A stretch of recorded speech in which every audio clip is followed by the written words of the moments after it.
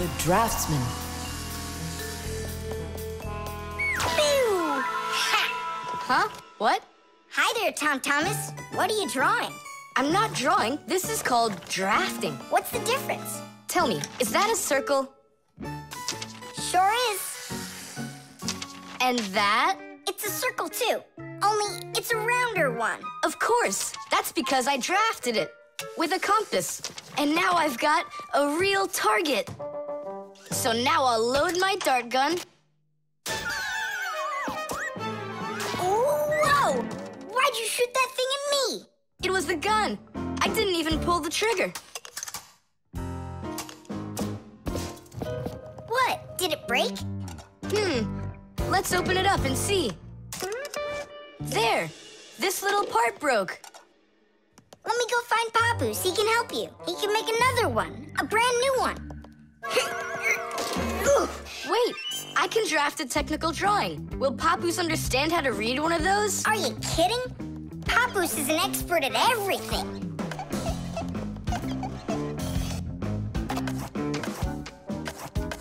Done.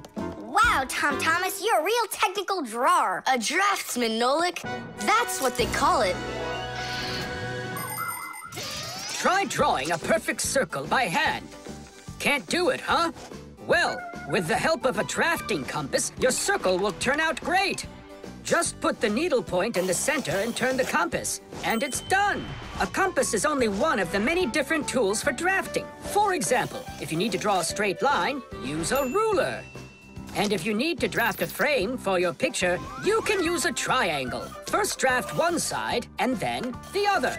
And then to finish your frame, just turn the triangle upside down and draft the two remaining sides. You'll get a perfectly squared frame.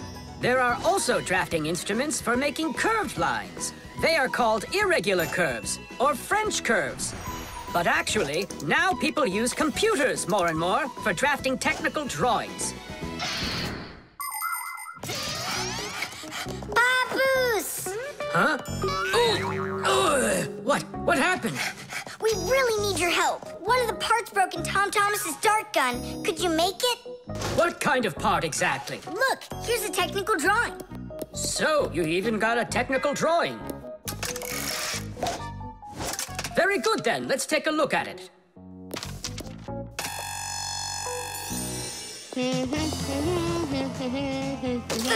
Here you go. Super. Let's see. It's not gonna work. You see, it sticks out here on the side. I need to draft another technical drawing. Papus! Huh? Nolik, you scared me again. Forgive me, but the part has to stick out over on this side. And you're sure that's all? That's all, for real.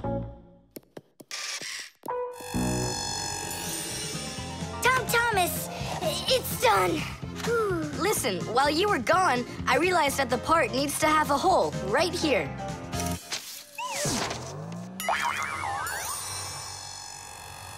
Papus? Again? Sorry about this, but there's a hole in this thing, too. A technical drawing is a special kind of drawing. It has to precisely describe the thing that needs to be made. To do that, the drawing must be very accurately drafted and include all of the measurements. And that's not all. If the object is complex, it must be drafted from at least 3 sides, including the front, the side, and the top. You see? The object looks different from every side. So if you don't want to work over and over again, learn to draft correctly.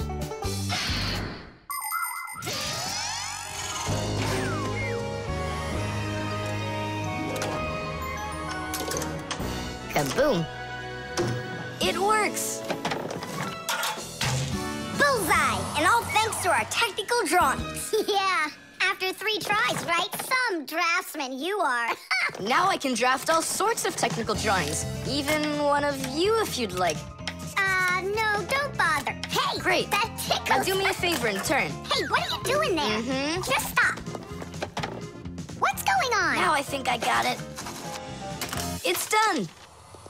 And what's that circle for, huh? That's the top view. You know what, Simka? That's what you really look like from up here. Nolik, Take this over to Papus. He can use it to make another Simca. No thanks, Tom Thomas. For me, one Simca's enough. The shadow play.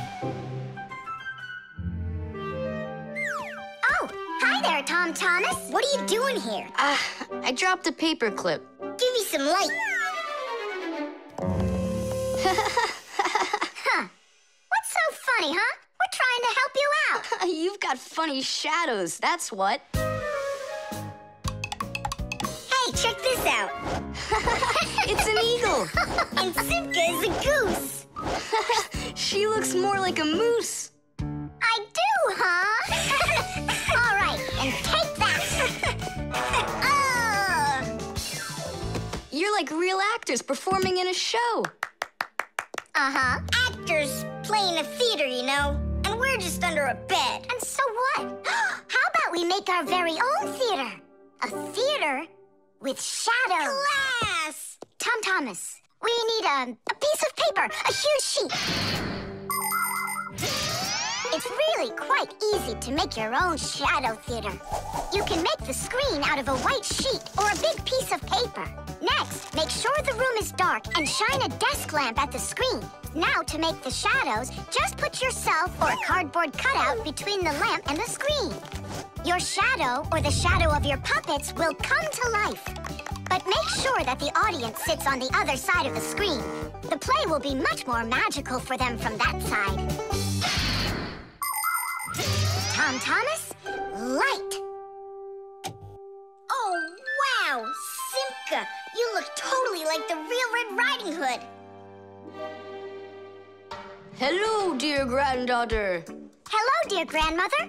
Grandmother, what very big eyes you've got. The better to see you with, my dear. Nolik, come on, we're rehearsing.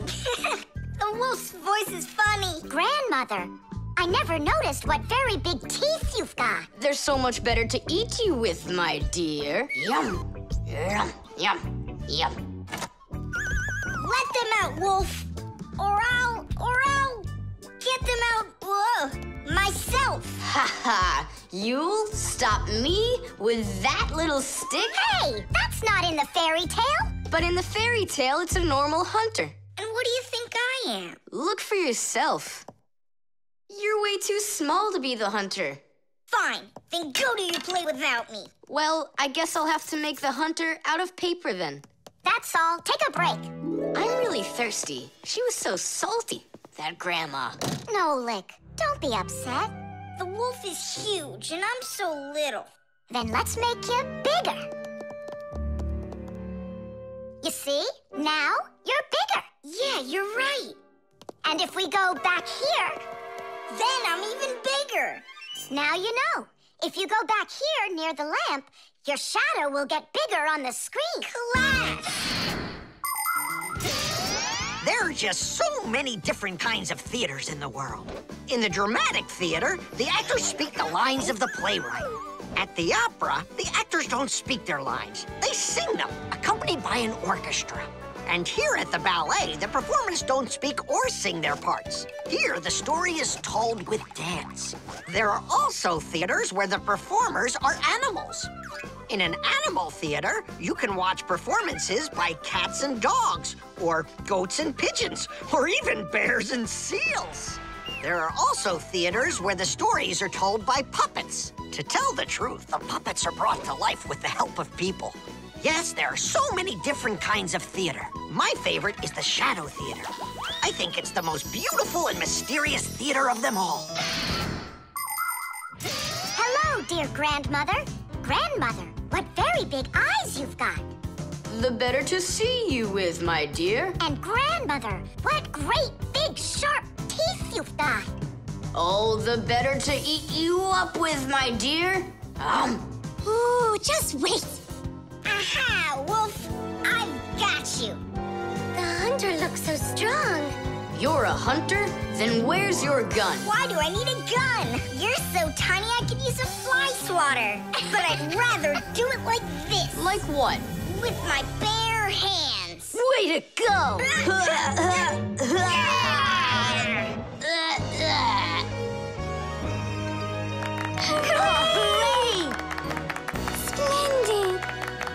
was your favorite? Mine was the grandmother. Well, I think Red Riding Hood was the best. For me, the hunter. He was so mighty and so fearless. And for me, the special effects. The instructions.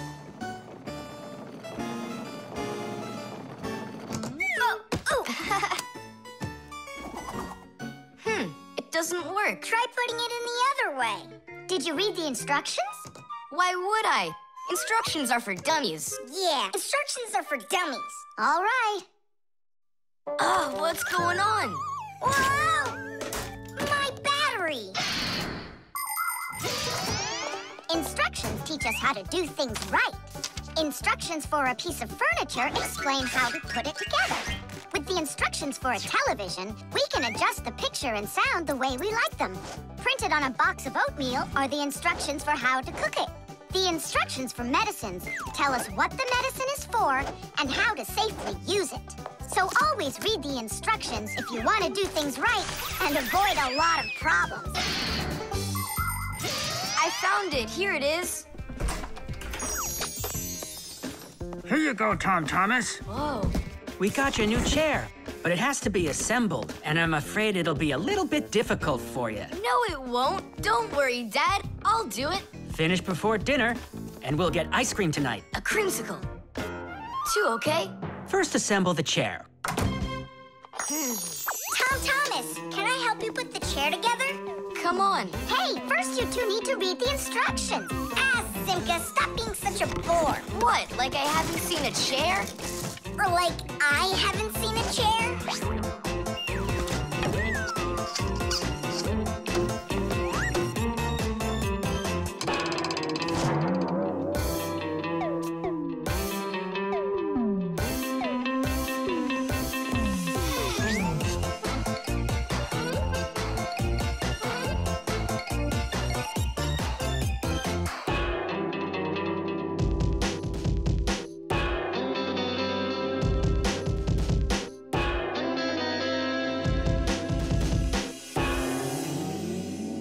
Well, Tom Thomas, you done? Dinner's ready. Let's go. Oh, Dad, no. I need another 2 minutes. Simka, help me. How? What does it say I have to do in the instructions? Ah, I thought you could do it without him. All right, I'll help you. Let's see. Take this part over here and that one over there. Nolik, get a screw. No, the longer one. It's over there. The very first stools and benches appear as far back as ancient Egypt. The pharaoh's stool was special because it had a back. It is thought that the pharaoh's stool was actually the first chair. For a long time, a chair was considered a luxury. Rich noblemen would bring their own chairs to parties. And the more important the man, the higher the back of his chair. It wasn't until the 19th century that chairs became part of every house. Today, there are just so many different kinds of chairs. There are wooden chairs, plastic chairs, metal chairs, chairs with legs, chairs with wheels, folding chairs, baby chairs, just all sorts of chairs. Well, how could people sit down at the table with no chairs? Ooh, I think we'll make it. Screw it in, quickly. Nolik, we need one more screw. But there aren't any. There is, you gotta find it. I already looked everywhere. Tom Thomas, time's up. Nolik, you have to help. How? Just for a minute, that's all. Turn into a screw. If it's only a minute, I'll do it for you.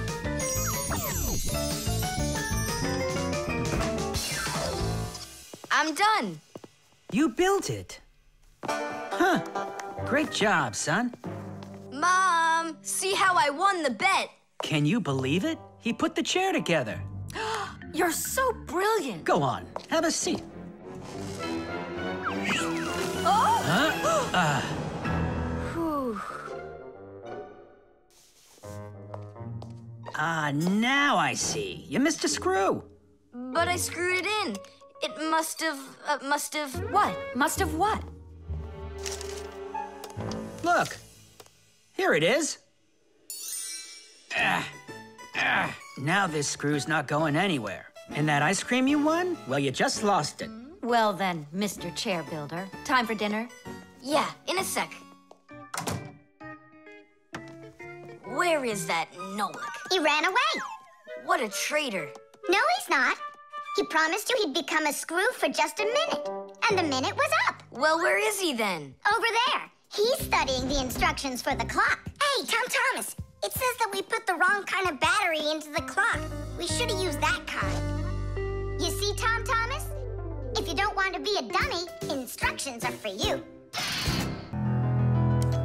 The disguise. Ugh, good. Tom Thomas, why do you need a second aquarium? Especially without any fish. First of all, it's a terrarium. And it's not for fish, it's for lizards and snakes. Ooh. My friend Katya asked me to take care of him while she's away. That's why I brought him here. Take care of who? There's no one in there. Ah! What is that? It's a chameleon, Nolik. I think he's awesome. It's a bad idea to take him out. He might run away. Don't you worry, I got him. What a monster. But how come I couldn't see him before? It's because a chameleon knows how to disguise himself by changing the color of his whole body. Have you ever seen a military uniform? They have special patterns and colors that help soldiers hide. That's called camouflage, and people learned it from animals. For instance, a caterpillar can look like a twig, and a seahorse can look like a piece of coral. An ordinary gray rabbit becomes white in the winter, so a wolf will have trouble finding it in the snow. But the champion of camouflage is the chameleon. This master of disguise can change its color in just a matter of seconds. Hey, Tom Thomas, where'd your chameleon go? Oh, it disappeared. It didn't disappear, it camouflaged. He won't hide for long. Let's find him.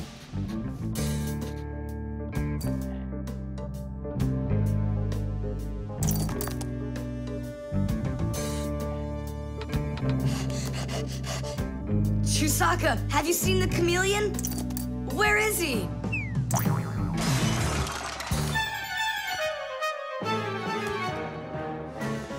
Do you see him?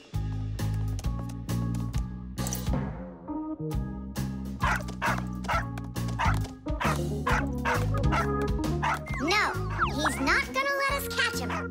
We're gonna have to trick him into coming to us. Uh-huh.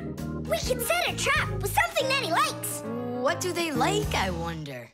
What else? They're food. And what do chameleons eat? Well, like flies or caterpillars, roaches. Where's the fly gonna come from? Well, what if...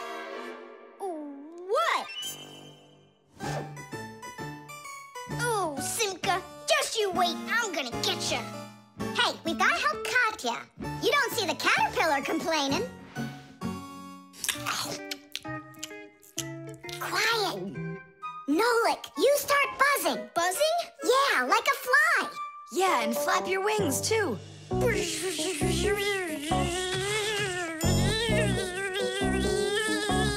Simka, how long do I gotta keep doing this? Until the chameleon shows himself. Just keep buzzing.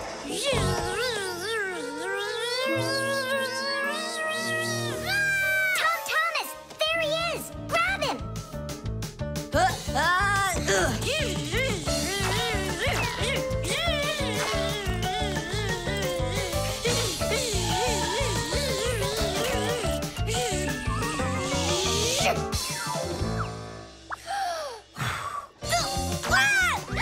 Let go of my brother. Tom Thomas, quickly. I've got a hold of him.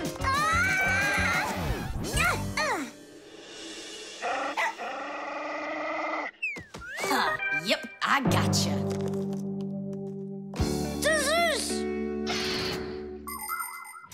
In the army, they use camouflage all the time. They use nets that look like bushes, paint their tanks in colors that make them blend into their surroundings, and even fly in special planes that can't be seen by radar. They do everything they can to disguise their location.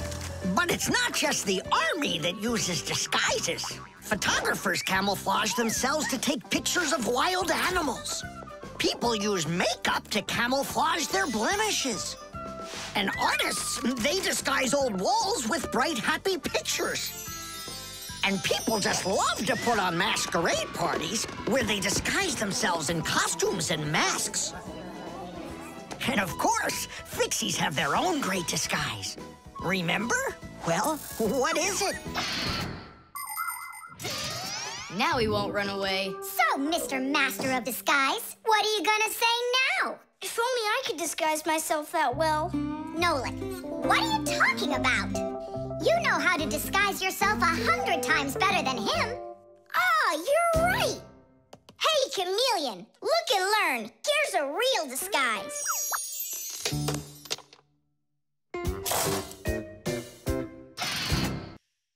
The Kaleidoscope.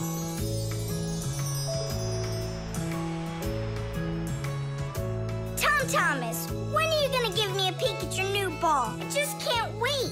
I told you, you can see it as soon as I hang it up. You're not peeking, are you? No, I'm not. Oh! So can I look at it now? Sure, take a look. Which one? This one. You broke it. It's okay. Don't be sad.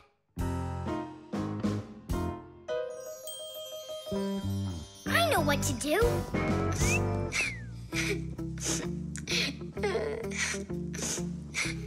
Thomas, look inside the kaleidoscope. What for? I looked already. Come on, there's something in there I'm sure you've never seen. Whoa. Cool, isn't it? What is it? It's my own invention, a pirate kaleidoscope. Laughs, right? Uh-huh. It's great. I really like it. Thomas, hi there. I heard that you got a pretty ball to hang on the tree. Shh. Can I see it? It's right there. Where? There. No. Oh, that's just terrible. Why'd you do that, Simka? Come on now, I just cheered him up. How? Tell me. With the kaleidoscope, remember what Grampus taught us? Do you know what makes a kaleidoscope have such beautiful patterns? Ah, it's because pieces of multicolored glass are tumbling around in there. And it's also because it has mirrors inside. Usually there are 3 of them, and they are arranged facing each other. That way, each piece of glass makes many, many reflections that create the kaleidoscope's beautiful symmetrical patterns. By the way, you can put just about anything you want inside a kaleidoscope, and each different thing makes its own special pattern. Yes, there are all kinds of kaleidoscopes. Some with buttons inside, some with flowers, and even some that are filled with insects. Once, a very rich man had a kaleidoscope made with precious stones inside. Yeah, it probably wouldn't have been nearly as beautiful if he had just filled it up with money. Thomas, look inside the kaleidoscope. I already saw it. It's pirates. Nah, it's not about pirates. We changed it. Go on, look and see. Wow. You like it? A lot. Hey, what did you put in there? A few pieces of the ball that you smashed. It's even better for Christmas, isn't it? Mm-hmm. That didn't work at all. Merry Christmas! We came to take a look at that splendid new Christmas... What's wrong? Oh, don't even ask us that. I've got it!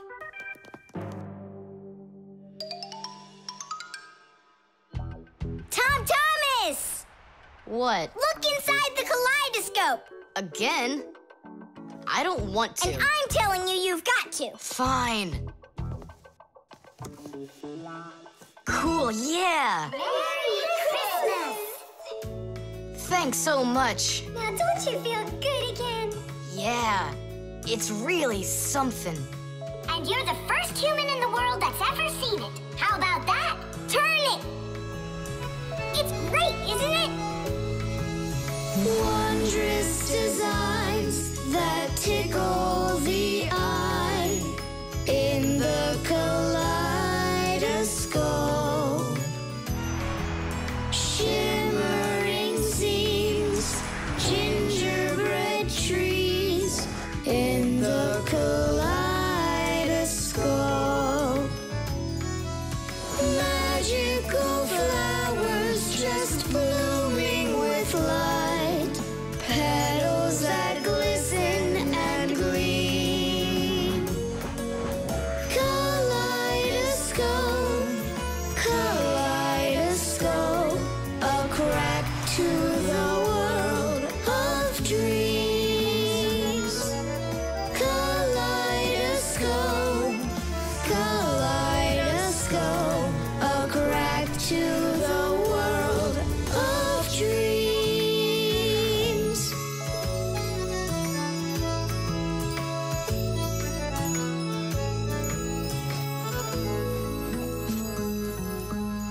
Hey, everybody. Tom Thomas, I came to look for myself at that beautiful Christmas... It's okay. What's more important? Having such awesome friends? Or some ball hanging from a tree? The Catapult.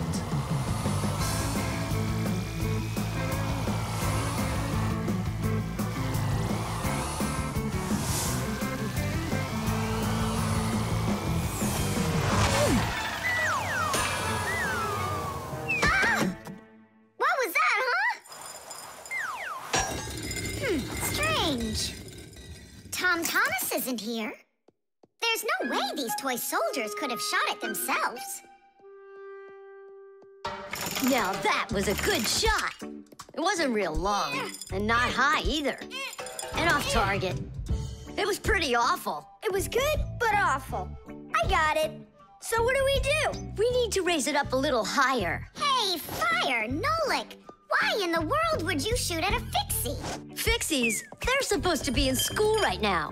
Actually, I'm on my way to school. How about you, Fire? Why aren't you in class? Because there it's totally boring. But here, look at what a cool shooter we found. Ha! What did you call it? You've got no idea what this is. It's called a catapult, guys. A cat with gold eyes? It isn't a cat with gold eyes. It's a catapult, guys. Catapults are ancient propulsion machines. They were used to shoot stones, heavy arrows, or barrels with burning tar. The main part of a catapult is a special piece of rope. It is twisted very, very tightly like a spring. The rope is then wrapped around a big spoon. And then, if you pull the spoon back, put a stone in it, and let it go, the catapult fires a shot. Ooh, and the stone flies far, far away. Uh-huh. All right, so here we go. Ha! Came up short. What do you mean short? What are you aiming at? You'll see. The spoon needs to go further back. Just a little. Guys, you're gonna break the glass. Nolik, now push. All right. Yes, right on target. Now let's fly out into space. Wait, what space? What kind of flying? Who's gonna fly? I'm gonna fly. Right out the window. Right up to the moon. First fixin' onto the world, Nolik. Are you ready for your flight into space? Yes, sir. Nolik, get out of the spoon now. I'll be the first Fixie on the moon. Yeah. Nolik, enough of this. What kind of joke is this? It's not a joke at all. He's gonna fly into space. And how come it's not you? Because he's lighter. Hold on. Humans didn't go straight into space themselves. They sent dogs out there first. Nah, Chusaka's not gonna fit in here. Simka, why don't you go and let us finish? Fine, I will go. But only after Nolik finds himself a helmet. You're right about that. I'll go find a helmet.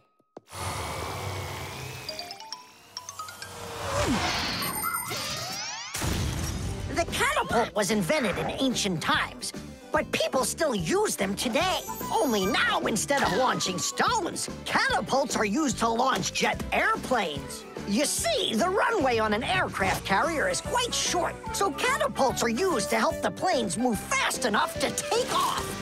Catapults can also be used to save the life of a pilot. When an airplane has an accident, a catapult activates in the cabin. The pilot is shot into the sky and comes back to the ground with a parachute.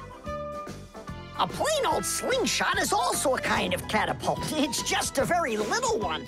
But be careful with this toy. It can be dangerous to others and to you too. As for us Fixies, the only time that we use catapults is on a peaceful mission. Papus, hurry! Our Nolik's getting shot to the moon with a catapult! What? And if I meet new Fixies up there, what should I say to them? Hi there. And you can ask them to launch you back. So? Let's do it! Fire! Launch it! Stop! Don't! Simka! Nolik! I'm not getting out!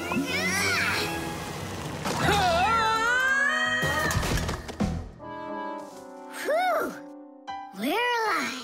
Hooray! way. To the moon?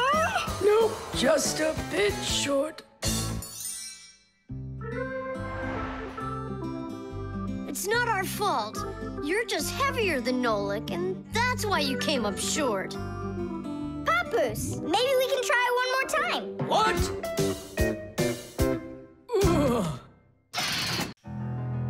The Fixiephone. Tom Thomas, Huh? try to guess what we have with us. You guess what I have. A banana. A race car. No, not that. Chocolate. A pair of socks. Ha! Do you give up? My dad bought a new phone for himself and gave me his old one. He said I can keep it. Oh, wow. And what have you got? Look. Ah, you got a telephone too. It's better than that. This is a Fixiephone. Papus got himself a new Fixiephone, and he gave this old one to Simka. And can you make calls on it? Take a guess. Come on, let me show him.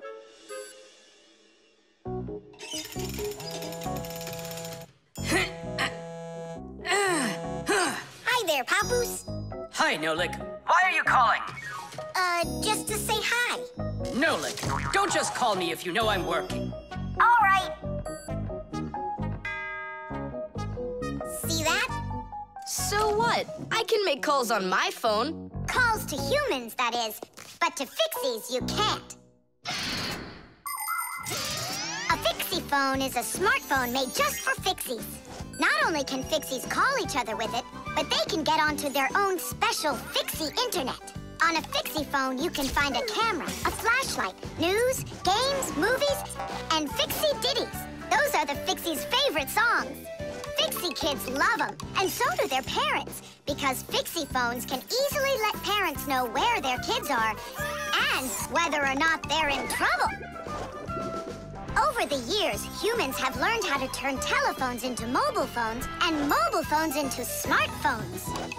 They use them to call each other and to go onto their internet. A smartphone is almost as powerful as a computer, but they still have a long way to go to be as good as Fixiephones.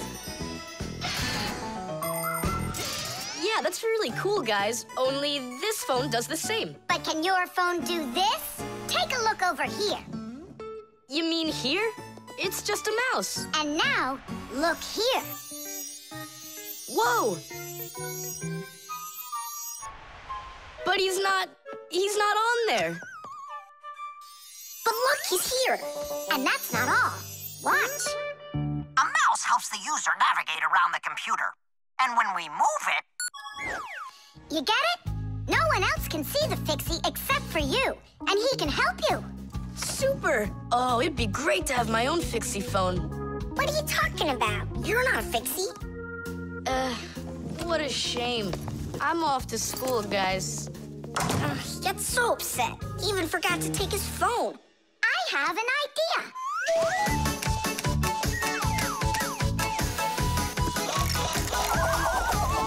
My smartphone's my best friend. I love to hear it beeping, so I keep it by my side even when I'm sleeping. Bing bong all day long, bing bong all day long, bing bong all day long, even when I'm sleeping. With my phone I play alone. I don't need my brother. Soon they'll make a brand new app to replace my mother. Bing bong all day long, bing bong all day long, bing bong all day long, to replace my mother. Check my mail, send a text 1,000,000 times an hour. I forgot to plug it in, now I'm out of power. Bing bong all day long, bing bong all day long, bing bong all day long, now I'm out of power. Bing bong all day long, bing bong all day long, bing bong all day long, now I'm out of power. We finished. Tadoosh! Look, it's a... Surprise! Wow, this is great. Now I've got my own Fixiephone. It's just like you've got. Well, pretty close. Tom Thomas! Tom Thomas, let me use your phone to call myself. I need to find my phone. Oh, wow. You've changed everything in here. Where am I? I guess I'm Papus. Huh, what a funny name you came up with for me.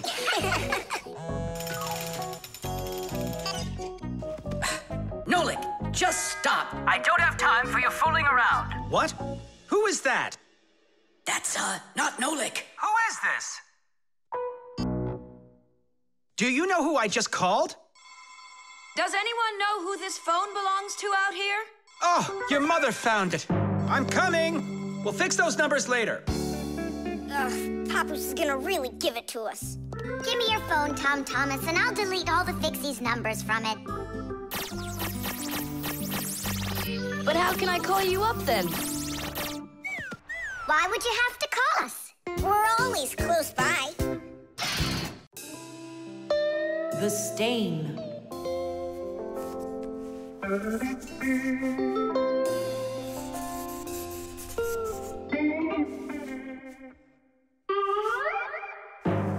Tom Thomas, what's going on? If you really want to watch TV, then you gotta turn it on first. I'm not watching it, I'm looking at my reflection. I'm working on a self-portrait.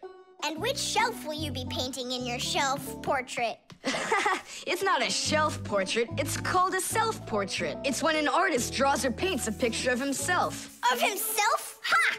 You think you've got muscles like this superhero I see here on this paper? How can I see exactly what my muscles look like? And anyway, let the artist do his work.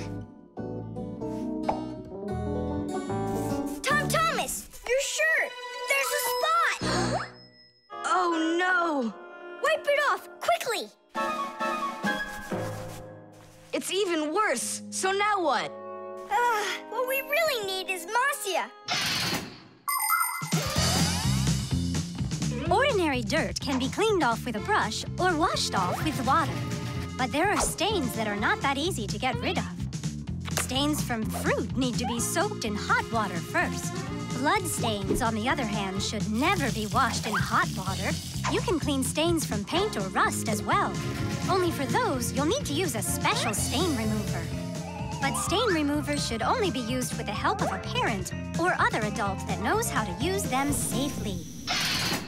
Hey, I know a great way to do it. What do you use to get rid of pencil marks? An eraser. Only this shirt isn't paper. And so what? Let's try it. What's the harm? Now I've got 3 colors to get off. New idea. We should paint over it with this correction pen. With whiteout? Yeah! That was a bad idea. Now I got it. You have to use some water.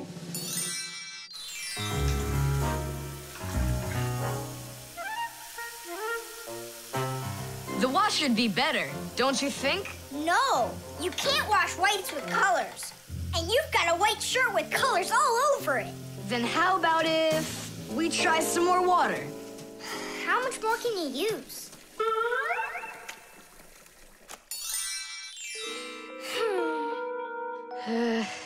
Any more ideas? You know what?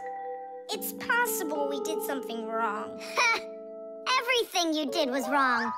You should have used a spot remover to clean off that stain. A spot remover? No way! Oh, take a look at it, Simka. I think it's marvelous. They painted that white shirt so nicely. Tula is Simka's best friend. She's very tall, almost as tall as Papus. Yeah, she's the tallest one in her class. And she's strong, too. Tula loves to laugh, and she does it louder than everybody. That's just the way she is. Cheerful and kind. Ready to help anyone who needs it, and making sure her friends are getting along. Of course, I don't like that she treats me like a baby, especially since she's the one that's a scaredy cat. She can even get scared of a cute little spider. And she believes in all sorts of silly superstitions and horoscopes. Tula will believe anything you tell her, which is really great because it makes it so easy to play tricks on her. But she takes it all in good fun. That's because she's Tula. It was on purpose, wasn't it? Well, yeah. Tom Thomas, no! Your mom will punish you for just one of them. And now you're gonna make more stains? Don't worry, Nolik. I forgot that this is an old shirt, and I'm allowed to get it all dirty if I want. And I tried so hard to clean it. Put another spot there. And over here. One in the middle. And a line over there. Splendid. That looks great. And how about fireworks. Splendid! There's a name for this style of painting, and properly speaking, it's an abstract painting. They have lots of lines and spots, and everyone sees whatever they want in them. Yeah, look! A golden ball by the river! And there's Tom Thomas with an F on his report card. Tom Thomas, what did you do to your room? And your shirt? You know what they call it? It's, abstract art. There's something good in it. I like it. Abstract art. Isn't it great? Ah, my little artist. The fire extinguisher. So, who can tell me, in the home, what is the greatest danger of them all? Chewsaka. Well, dogs are dangerous for us, but what is very scary for us and for humans? Fire! Huh? Where? I was just answering what you asked us. Although your joke was awful, Fire, your answer was actually correct. Nothing can be worse than getting caught inside a house on fire. Don't know much about chemistry, but I can handle circuitry. That's an interesting idea. I have to try it out. And that's why every Pack-A-Mat has a fire extinguisher inside of it. And how do you turn them on? Well, I'll show you at the end of the lesson. Nolik, listen, yell fire. How come? I just want to find out how the professor turns on a fire extinguisher. Forget it, Fire. I won't do it for you. Fire! Huh? You again? I was joking. It's a stupid kind of joke, and I want you to leave right now. Actually, I should call your parents to discuss this terrible behavior. Fire is no joke at all. Remember, never fool with fire. Of course, you should never play with matches or with lighters. Everybody knows that. But those aren't the only things that can cause a fire inside of a house. So can a stove or a fireplace. And don't forget electrical appliances, like electric burners, space heaters, and irons. If you act carelessly around any of these appliances, they can cause a fire. And we should never forget to take extra special care with sparklers, candles, and fireworks. Sparks can jump off of them and set fire to highly flammable things like paper, wood, or cloth.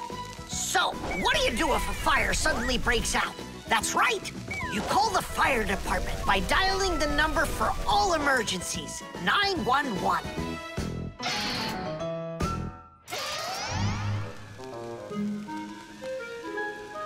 Huh? What's going on? No way. No way! Fire? It's burning for real! Fire! What do I do? Oh, yeah! I need a fire extinguisher!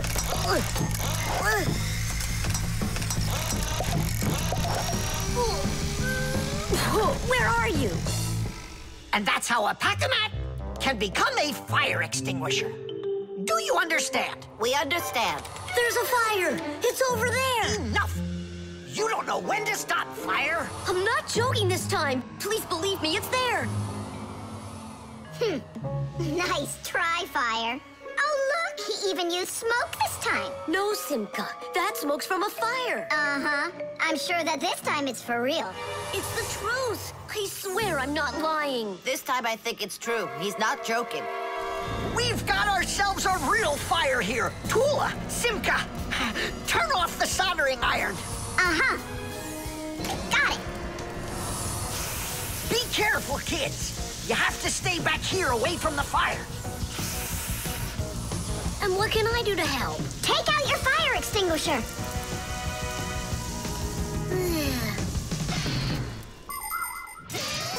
Long ago, people used to put out fires with just water or sand. Today, people also use fire extinguishers. Fire extinguishers are cylinders with hoses. They're usually painted red, so they're easy to see. The cylinder is filled up with a special powder, or foam. If someone needs to put out a fire, they point the hose at the fire, pull out the safety pin, and squeeze the handle. The foam or powder shoots out of the extinguisher and puts out the fire. Our fire extinguishers are just too small for this fire. We have to find Professor Eugenius to put it out. I already did. All right, where's the fire? Ah. Ooh. Hooray! We put out the fire! You Fixies are just the greatest. Thank you. You saved the whole laboratory. Not at all, colleague. If not for you Fixies, I can't even fathom how this could have ended. And what I'm wondering is how the fire got started at all. Fire? I had nothing to do with that. Yeah, sure. Then who was yelling, fire, fire? You know what? Maybe it was you that set the fire. Well, if that's what happened, don't even think about coming back to school without your parents. Colleague, wait. It's all my fault. I didn't turn off the soldering iron. Forgive me. Now we know whose parents the school should be calling. The prosthesis. Simka, over here. Take a look at what I found. It's a bear. Ooh. What bear did you find, Nolik? You know, it's the one Tom Thomas told us about. He was his best friend in the whole wide world. Until he became friends with you and me.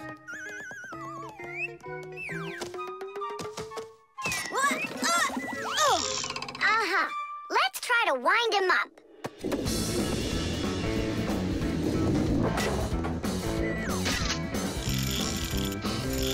Come on, come on, come on. There you go. Now walk, Teddy. Go on, Teddy. Yeah. Oh, no. Poor little teddy bear. They ripped his leg and didn't care. We didn't rip his leg. It was already broken. It's all clear. A compound fracture. Then why don't we fix him? Tom Thomas will be so happy. Wait, it's not going to be that easy to repair it. We'll need a prosthesis. The human body is built around a frame of bones and joints. And if you break one of the bones, it'll usually heal by itself. The broken bone will grow back together, and you'll be back to normal. But sometimes bones or joints can break so badly that it's impossible for them to heal. When this happens, they have to be replaced with an artificial part called a prosthesis. A prosthesis can replace more than a bone or a joint. It can be made to replace a whole arm or a leg. And where are we going to get a prosthesis? I'm positive we can get it from Professor Eugenius. You're right. Help is on the way.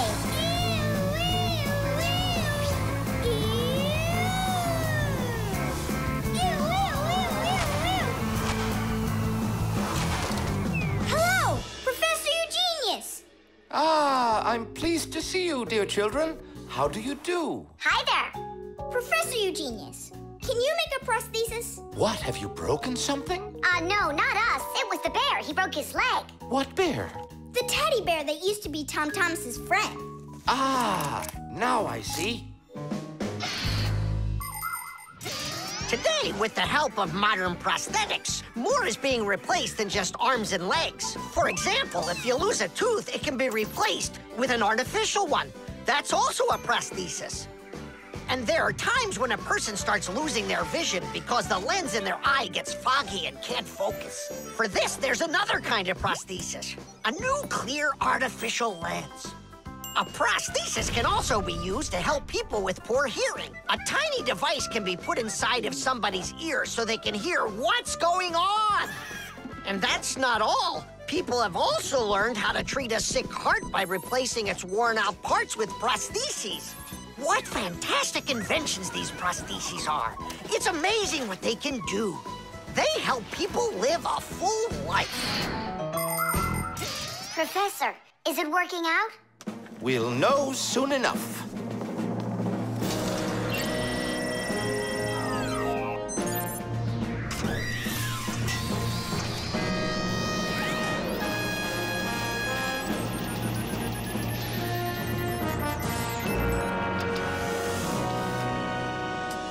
Done. Here you go. Thanks so much for your help, Professor Eugenius. Not at all. Take care, kids. In gadgets and devices, our work will never end. Appliances are fickle, they need a loyal friend. At morning, noon, and midnight of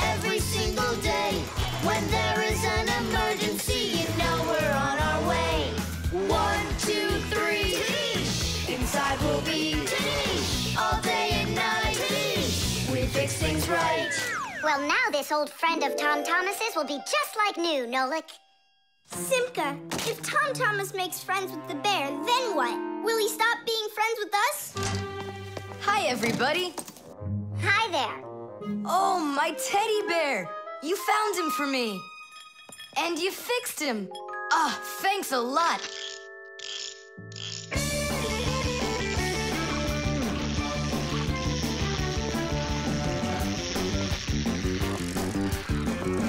Yeah, it's just like Grandpus said. A friend that's old is better than two that are new. Who's new and who's old? Well, the bear is old. And we're new. Nolik, it's not true. You're the Fixies, guys. You're my very, very best friends in the whole wide world. Teesh! The drum. Now, let's turn it on. It's buzzing. You hear it? I would love to, but the only thing I can hear is Nolik's banging. Nolik, what are you doing? I'm rehearsing my solo. Nolik's the drummer in our rock band. Didn't you know that? Why don't you go and rehearse somewhere else if you wouldn't mind? Yeah, all right. I just can't work like this. Nolik, stop it, please. Oh, my head is just splitting. Professor Eugenius, will you come to the laboratory? There's something very strange in there. What? I'm hearing some kind of awful sounds. You are? I think it's a ghost. Back from the dead. Don't you worry about ghosts, Lisa. I'll check what it is. So it's you making the racket. What? I'm just rehearsing. Well, what is it? Don't worry, it's just a piece of equipment rattling. You know what you should do? You should go and practice back at home, my young friend. It's not very hard to make a drum. One way to make it is to take an empty barrel and replace its bottom with a skin made of leather or plastic.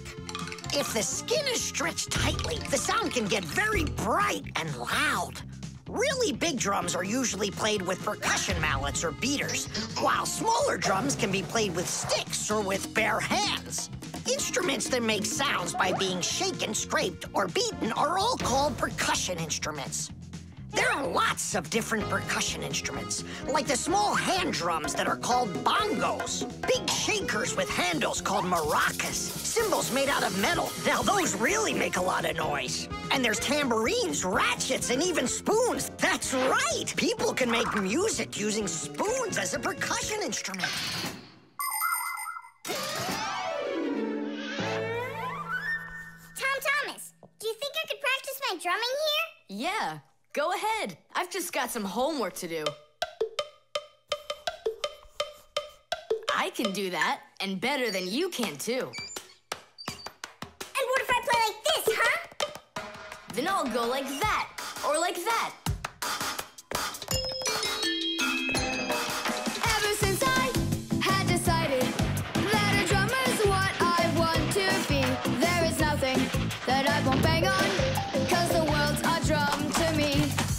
So I bang on radiators with a spoon, the pot goes boom, bam, bum. Maybe someone will take pity and they'll buy me my own drum. Bang it, bang it, bang it, boom, bang it, boom, bang it, boom, bang it, bang it, bang it, bam, bang it, bam, bang it, bam, bang it, bang it, bang it, bum, bang it, bum, bang it, bum, bang it, bang it, bum, bum. Bang the drum. Bang the drum. Both my father and my mother wish I play a violin instead. I don't want to. I'm a drummer, but I can drum that in their heads. So I bang on radiators with a spoon, the pot goes boom, bam, bum. Maybe someday they will get it and they'll buy me my own drum. Bang it, bang it, bang it, boom, bang it, boom, bang it, boom, bang it, bang it, bang it, bam, bang it, bam, bang it, bam, bang it, bang it, bang it, bum, bang it, bum, bang it, bum, bang it, bang it, bum, bum. Bang the drum, bang it, bang it, bang it, boom, bang it, boom, bang it, boom, bang it, bang it, bang it, bam, bang it, bam, bang it, bam, bang it, bang it, bang it, bum, bang it, bum, bang it, bum, bang it, bang it.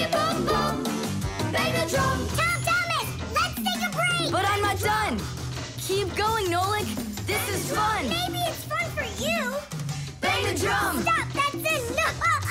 Bang the drum! And now, let's turn it off. Can you hear that? It stopped buzzing. It did! Hey, everybody, it's Nolik. Yo, what's up? So, our noisy ghost is back. I thought you were practicing at home now. Tom Thomas is drumming there. I had to run away. Well, our excursion is over. And now I would just be so happy to listen to your rock group. Hooray! Bang the drum! Bang the drum! Come on, not so loud! Bang the drum! Did you say something? Bang the drum! I beg you, not that loud, please! Chess. How about that? Then I'll play my pawn. And I'll play my pawn. Grandpa's, we need our spool, and it's missing. Oh, congratulations. Professor, have you seen it anywhere? The spool? I haven't seen it. We're playing chess, can't you see? Do you like board games? Like dominoes, for instance. Just about everybody has played it. But do you know where it came from? Dominoes was invented by the ancient Chinese. They made tiles and decorated them with dots like on a pair of dice. And this is a game that looks a lot like checkers, but it's a lot more challenging. It's called backgammon. Backgammon originated in Persia, and from there it spread all over the world. But the most challenging game of them all is the game of chess. Chess was invented in India, and today the game of chess is loved in every country. It's played by adults, by children, and even by computers. Chess is a real sport. But the most important thing for playing chess is not the power in your arms, but the power in your brain. Hey, look, I found it! Yeah! Hey, what's going on? That's our spool. Please let us take it back. There's something we have to do with it. But we're using it.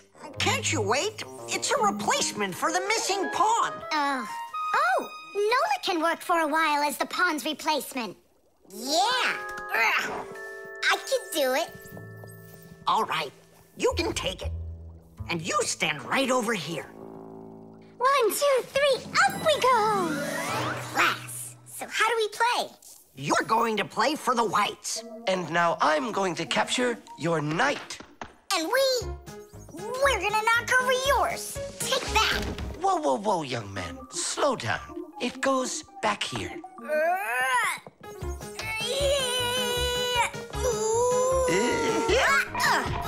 Nolik, get back to your square. What for? Pawns don't move like that. Then how do they move? Only one square per move and only forward. Of all of the pieces, the little pawn is the weakest. What a mess. So which one's strongest, huh? This. It's the queen. She's the most dangerous threat to the other king. Aw, how come I couldn't be queen? Then that black king would have to deal with me. Oh, yes. In chess, each player has a black or white army with 8 pawns, 2 knights, 2 bishops, 2 castles, and a queen. All of them work together for their king, trying to protect him while attacking the enemy's king. If the king finds himself in a position where he can be captured, the attacking player says check. And if the king finds himself with nowhere to run from the attack, it's called checkmate. Whoever checkmates the other player's king first is the winner. I'll move my queen. Yeah. And me, my queen. Then I'll just capture your queen. Aha! Really? Then I'll just capture yours. Grandpa's, should I go now? Not yet. So, do you feel like surrendering? Ha! You're kidding. Do you? Nolik, forward. Hooray! We'll step aside. Forward. Aha! Next I'll go and capture the knight. He got away. All right, pawn, and once more, go forward. Grandpa's, where do I go now? Don't you see the edge? Don't go anywhere. Now you're the queen. What? The rules of chess say that if a pawn makes it all the way to the other side, he can become anything that was captured earlier. Hooray! Then I'll be the queen, and I'll be the strongest piece in the whole game. Hey, queen, get back here. In case you don't know, this isn't over yet. We capture the pawn with the queen. Queen, this is your new place. Check. Check. Huh, yeah? Now come to here. Checkmate, my colleague. Of course it is. It is, mate. Yeah, I lost. Hooray! Tadish, tadish, tadish! Professor, we found the missing pawn for you. So that means Nolik can leave with us. I'm not going anywhere with you. Chess is the greatest game you'll ever play in your life. Oh, you should have seen how I put Professor Eugenius into checkmate. Really? Well, Grandpa's helped me a little. Actually, it was Grandpa's telling me where to move. But I'm the queen now. The suction cup.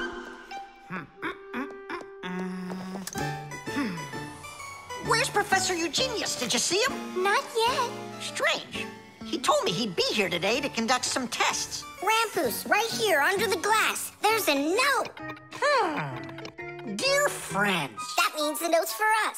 That's because Professor Eugenius can always count on us. I'm off for a conference today. So what should we do? While I'm away, please keep an eye on each of my tests. There's the wristwatch. And where is it? It's right there.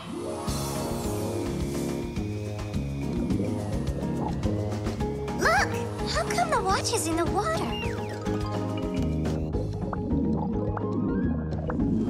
So the fish can know what time it is? Nolik, don't be silly. This is the test he made for the watch. You see? It says water resistant right there on the back. That means that water shouldn't get inside of it. I see. So the professor needs to check if it will work underwater. Understand? Yep, I got it. The watch is working. So now, the doorbell test. We'll go look.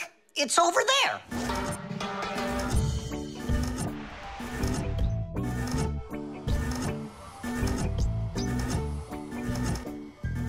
What's that thing doing? It tests the button to see how fast it wears out. To check the quality of appliances, toys, sporting goods, or just about anything, they need to undergo serious testing. Take, for instance, telephones. They need to be tested with both heat and cold because they have to work in places as hot as Africa and as cold as the Arctic. Computers are tested to make sure they can be shaken and rocked, too. That way you can be sure they'll work on a desk at home, or outside in the park, or while you're taking a ride.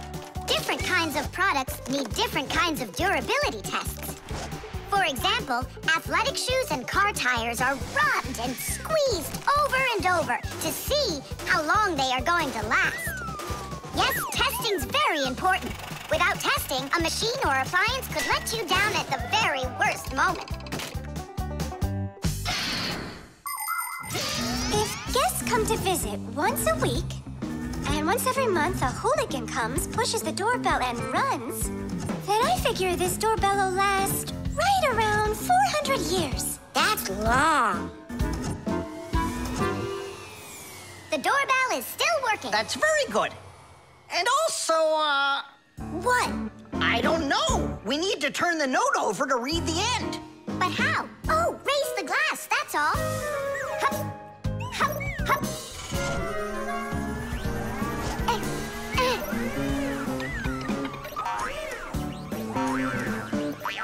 I can't get a hold of it. We should find a suction cup. A suction cup? Suction cups are made out of rubber or other elastic materials. When a suction cup is pressed against a smooth surface, the air inside is squeezed out. The air outside wants to get back in, and so it pushes down on the cup. The rubber edge of the cup won't let the air leak in, so the outside air keeps pressing down, and the cup keeps on sticking. And that's how a suction cup sticks to a surface by using the power of air. Wait a minute. I know where there's a really big suction cup that we could use.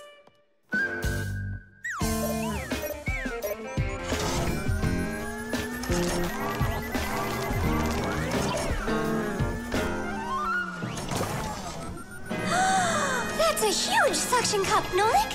Stiddies, stiddies, stiddies. Well done, Nolik. Only we need to hurry before air gets under this suction cup and it unsticks. My suction cup will never unstick.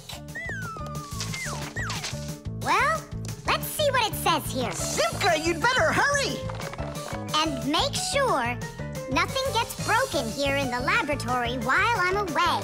Huh, and what could get broken around here? Ah, the glass, look out!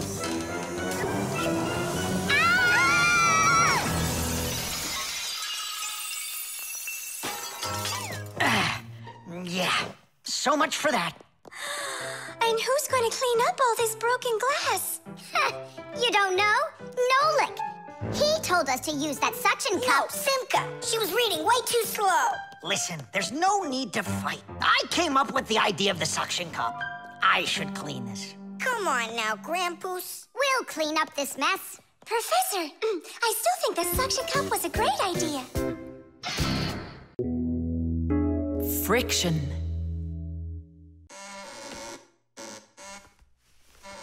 Oh, Tom Thomas, that door of yours squeaks terribly. Yeah, and it's not easy to open either. Well, that's because the hinges are rubbing. That's why your door is not working right. How can I fix it?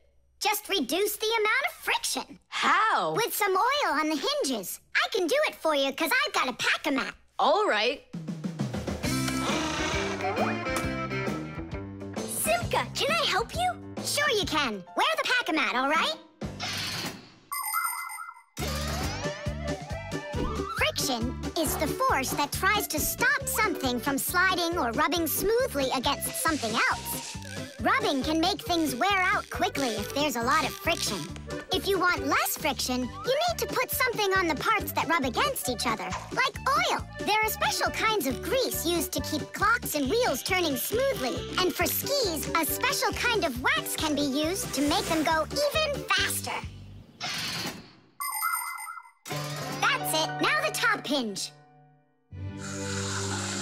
It's all done. Go ahead and check how it's working. It's not squeaking. I told ya. You guys are the best. I gotta go. Go where? I'm gonna go sledding. Maybe you'll take me with you? Sorry, Nolik. You don't have a sled to ride on. I'll see you later. Simka, should I grease the saucer? What for? It'll slide down the hill just the way it is. Ah, okay then. Wait here for me, Nolik. I'll be back real soon with a surprise for you. Yeah, oil slippery. I know what I'll do.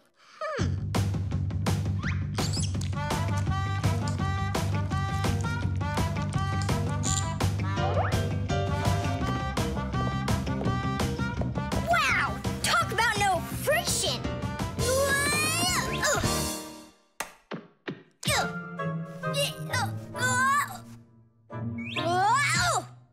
Hey, anyone? Help! Help! Simka! Nolik, are you all right? Just stay where you are. I'll be right there.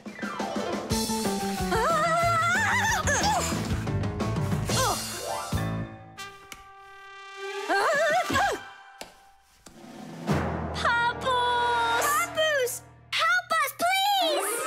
Who called for me? Help is on the way!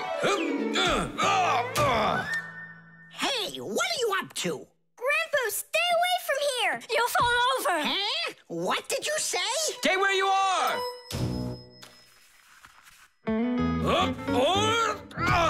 What happened here?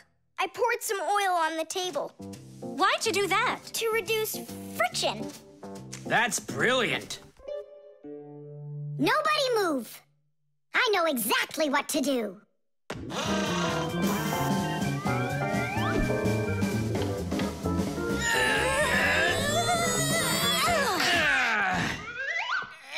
And what was the problem you had with the friction?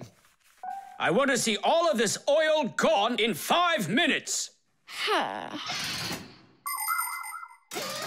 Engineers are in a constant battle with the force of friction. They want less friction so that cars will run faster and their parts will wear out less quickly. But just imagine what the world would be like if all of a sudden there was simply no friction at all. Everything would start slipping out of our hands and falling off the table. Knots would untie themselves, and that's not the half of it. Cars wouldn't be able to run without friction either. Wheels would spin around and around in one place, unable to grab onto the road. We wouldn't even be able to walk. Because when we walk, we move forward by pushing off the ground with our feet. And how can we do that without friction? We can't. So now I think you can see why it's not so bad to have a little bit of friction in our lives. Whew, we cleaned it. But it's still so stinky. Nolik, I completely forgot. I promised you a surprise. Look, what is it? I made you your very own saucer for sledding. Oh, that's great. Only, what good is this thing without snow? Nolik, hey! Look what I've got for you! Snow? Yeah. Is it real snow? Really? Yep. Now you've got your very own hill to sled on. This is great! What an awesome surprise! And you don't need oil to make it go quickly. Yeehaw! The motion sensor. This part has to be replaced with one that's new. I've got an idea. How about we run to the warehouse and get it? Because you don't have time to go there. And that way you can keep on working. All right, then. Only remember the code for the part. A8375. I'll remember it for sure.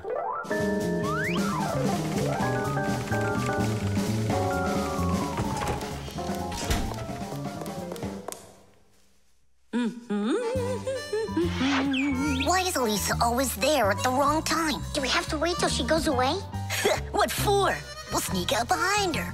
Did you find the part? It's here. Are we ready? Yeah, we're ready. Let's do it.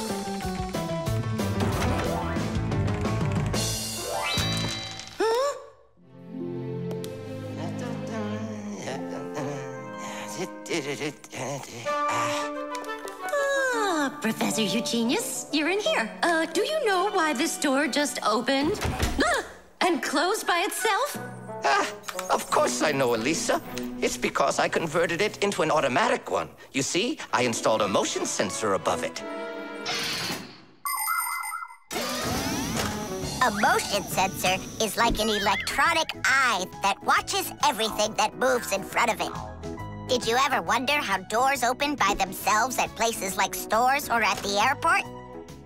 They open with the help of motion sensors. If the sensor sees that someone walks up to the door, it sends a signal to the door's electric motor.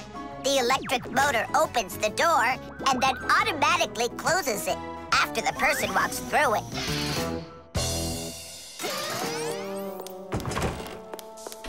That man is just astounding. Only a bit untidy.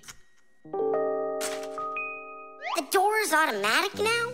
Then why didn't it open for us on the way here? Because we're too little for that motion sensor. But the part's bigger than we are. Big enough for the sensor to see it. Then how do we get in there? We can fool that thing if we stay close by the wall. Now let's keep this as close to the wall as we can.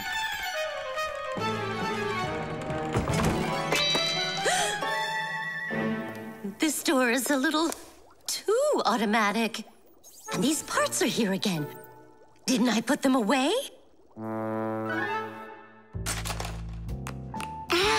The sensor still noticed us. Here's what we gotta do. Let's break it. Why do we gotta break it? All we have to do is deactivate the unit. Sensors are used to help people in all sorts of different situations. For instance, motion sensors notice when someone is moving so they can automatically open a door or turn on a light. Some automobiles are equipped with rain sensors. If it starts raining or snowing, the sensor automatically turns on the car's windshield wipers. There are also sensors that react to how much light there is. In the evening, when it gets dark, light sensors can be used to turn on street lamps. And in the morning, when it gets light again, the sensor switches them off. A smoke detector can sense when there's smoke inside. The sensor can be used to turn on a fire alarm or even an automatic fire extinguishing system.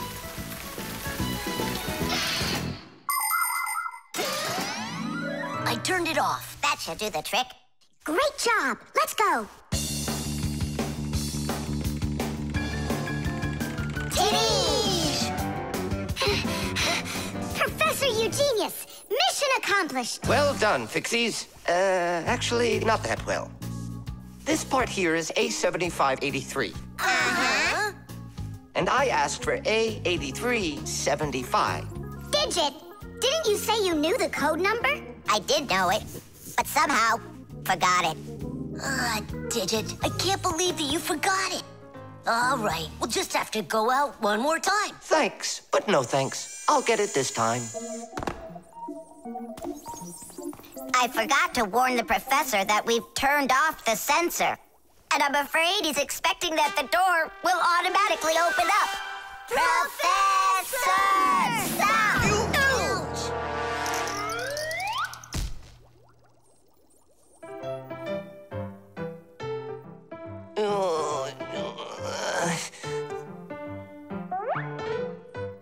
Forgive us, we didn't mean it. The barcode. And so, what do we do if we happen to see humans? Hide from them, right? And what if you've got nowhere to hide? Then we turn ourselves into screws. That's correct. Where could it be?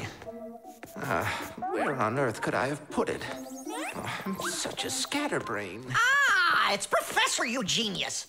There's no need to hide from him. He's our friend. Where has it gone? Did you lose something again, Professor? Yeah, how did you guess? It's just awful. Yesterday I started testing a new iron, and today, it's totally disappeared into thin air. Where could you have put that thing? I've got it down to 2 places. It could be in the warehouse or not in the warehouse. Yeah, that information will help us find it. Or not help us find it. Class, follow me to the warehouse.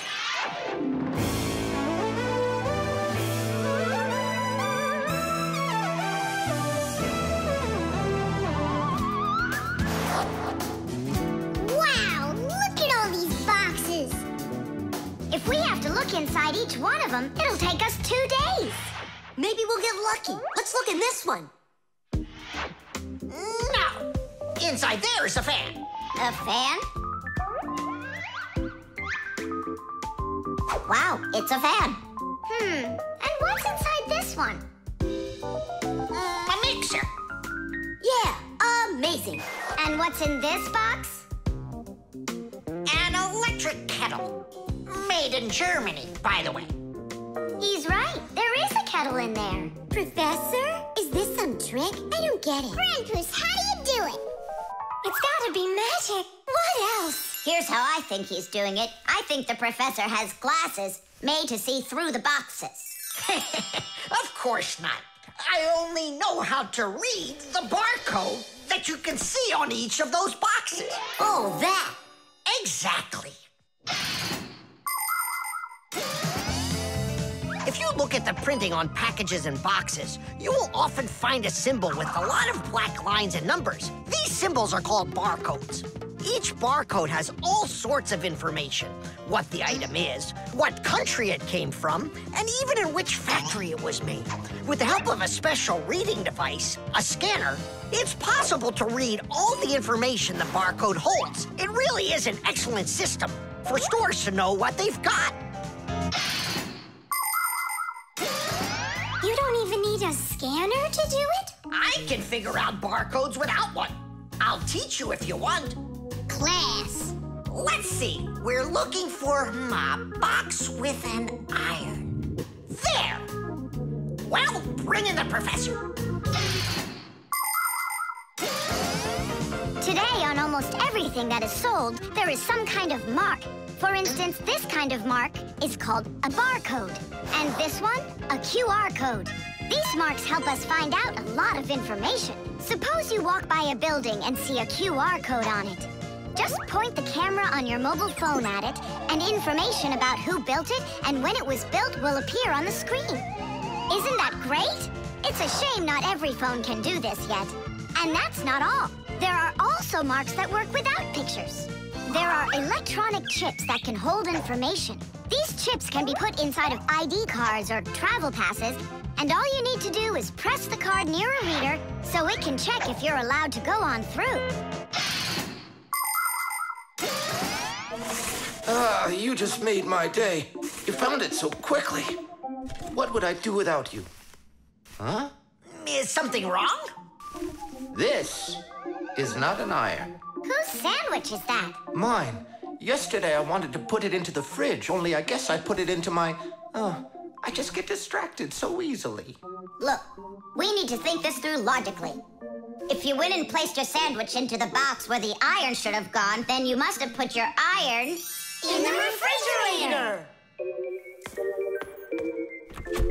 Oh, here you are. Here you are, my new iron. Oh, I looked everywhere for you. Thank you, my friends, once again. There's no need to thank us at all. You're always there when we need help.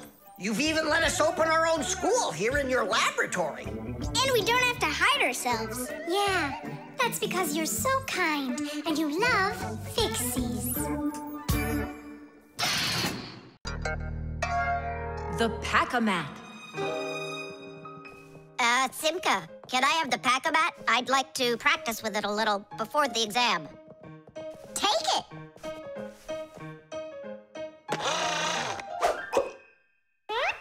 You're really good with that thing. Good. I couldn't be any worse with it. I wanted a vacuum cleaner. Actually, you were pretty close there. You did manage to get the hose at least. This is not at all funny. In order to get a tool out of a Pack-A-Mat, a Fixie must not only press the button on his chest, but he must also clearly picture exactly the tool he needs. By the time they are adults, this is easy for Fixies to do. But while they're children, they must study hard to master this important skill. As Fixies learn about new tools, they take exams to prove they know how they work. And if they pass an exam, the new tool is added to their Pack-A-Mats.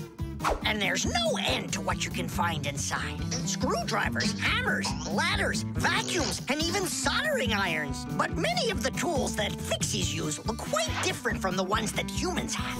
And the reason for this is very simple. It's because Fixies have to fix appliances that are much bigger than they are. I just wish I knew which tool was gonna be on that exam. I got it! You just stay right here.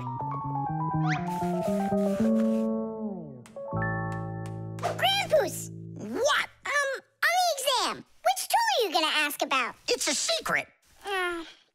It's too bad. But I'm sure you can keep a secret, right? Of course. Then I'll tell you. Today's exam is on pliers, you see? You won't tell anyone, will you? Not a chance. I'll never pass it. You will. He's gonna ask about pliers. Huh? How could you know that? It's a secret. Okay, Digit. See if you can get the pliers out of there. A pair of pliers is a great tool indeed. To grab and turn things, it's the tool that you need. Just be careful how you use them, or your fingers, you could bruise them. Pliers are a great tool indeed. Just be careful how you use them, or your fingers, you could bruise them. Pliers are a great tool indeed. Good going. You got it. Thanks a lot, Nolik. It's not really me you should be thanking. Grandpus, thanks a lot. For what? The secret. What secret? About the pliers. Oh, that. You know, I picked a new topic. I decided that a hammer will be the tool. A hammer? Only it's a secret. I remember!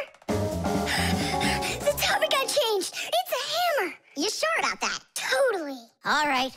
I'll try to do it. A hammer is a great tool indeed. To pound in nails, it is the tool that you need. Just be careful how you use it, or your finger you could bruise it. A hammer is a great tool indeed. Super. I'm sure you're gonna pass. That's only if he asks me about a hammer. I'll be right back. Krampus, it's a hammer for sure? Nah. A hammer would be way too easy for those kids. So now it is a drill. A drill? But only... It's a secret! Now I know. There's no doubt about it at all. It's a drill. A drill is such a great tool indeed. To drill a hole, it is the tool that you need. Just be careful how you use it, or your finger you could lose it. A drill is such a great tool indeed. And if it's not a drill? Right. Hammers, wrenches, drills, screwdrivers, vices, mallets, saws, and pliers. All of these are super duper great tools, yes indeed. That's all. That's enough of this. I'll just go and take the exam. Yeah.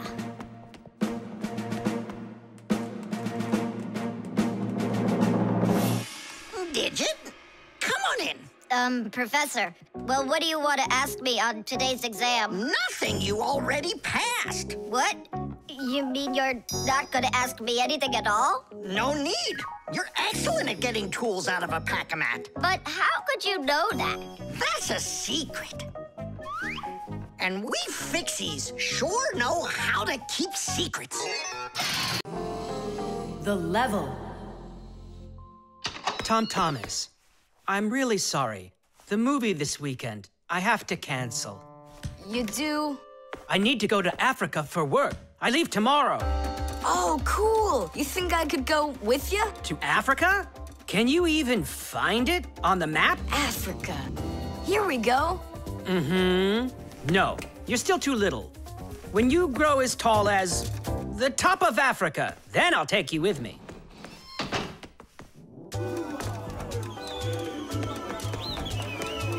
Here, there,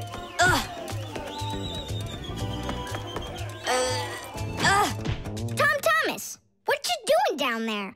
I want to know if I'm as tall as the top of Africa or not. Well, do you know your height? Okay, then let's measure you and mark how tall you are. You just need to hold the book, all right?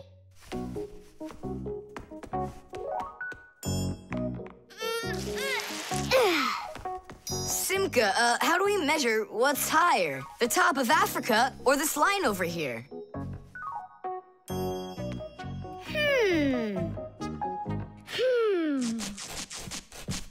It's a tough one.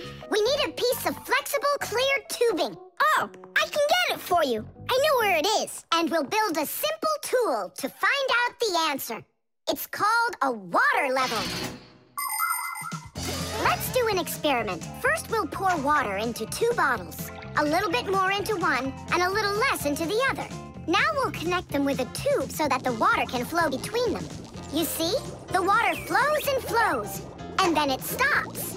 It stops when there's the same amount of water inside of both bottles. And if we do this with a simple tube, it becomes a useful tool called a water level, in which the water on both sides is always the same height.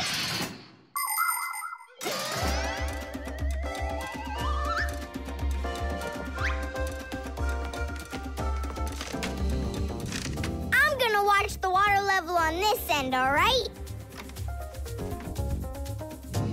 Be careful how you lift it, or the water can get out.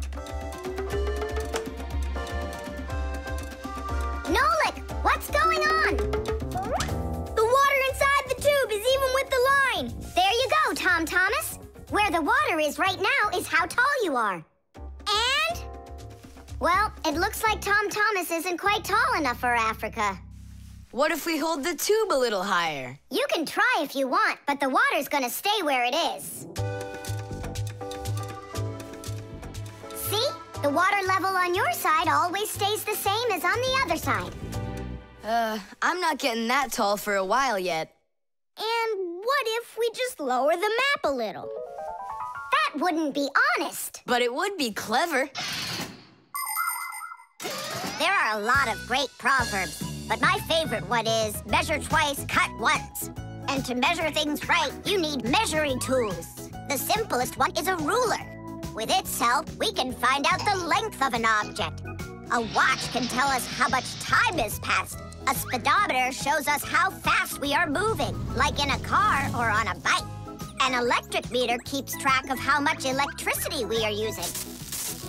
A decibel meter can tell us who is screaming or stomping louder.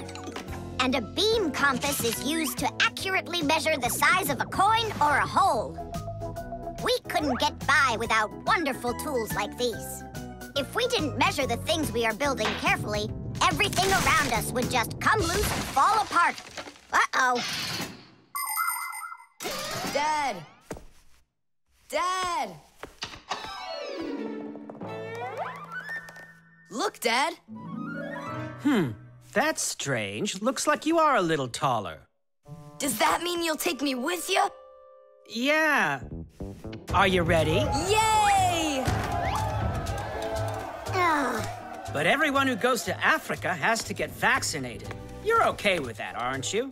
I need vaccinations to go? Are you sure? Yeah, there's one against malaria, tsetse fly, crocodile bites. Altogether, there are 10 shots. 10 shots? Yeah, 10. Oh. Dad, you know, I was joking. After you left the room, I moved the map down. Okay, I see. And I was joking about all those shots you need. What? You mean you don't need to get shots? You gotta, just not 10. So how many? 9 of them. There's no vaccination anywhere to stop a crocodile from biting you. The camera.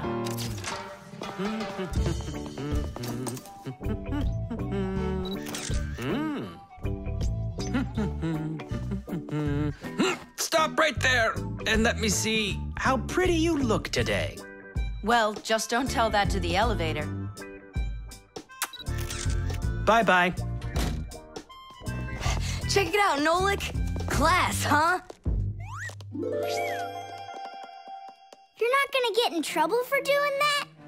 No. My dad gave me permission to take a few pictures with this camera. No, I mean the picture.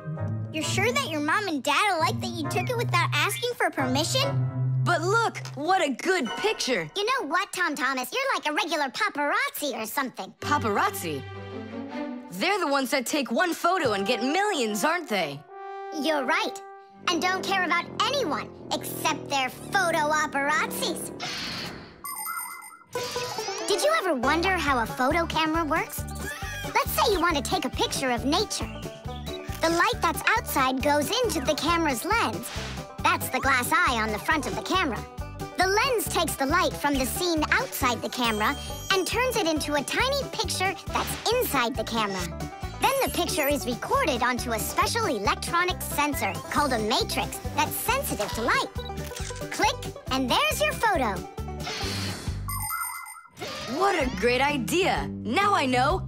I'm going to be a paparazzi. Hey, what about your promise? What promise? To never take a picture of us. We're a secret. Stop. Hey, relax. I'll delete them all later. Tom Thomas, stop this right now. I won't until I get a photo of you. Nolik, let's run. You can't run from me.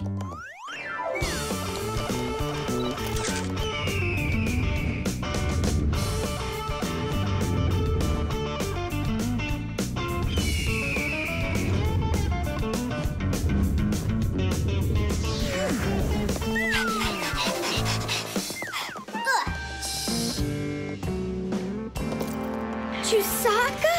Aha! I've gotcha! The story of the century.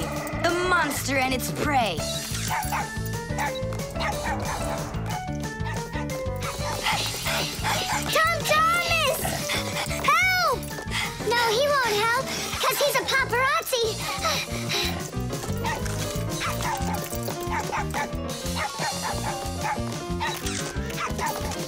Yes! I got it! That's my best photo yet!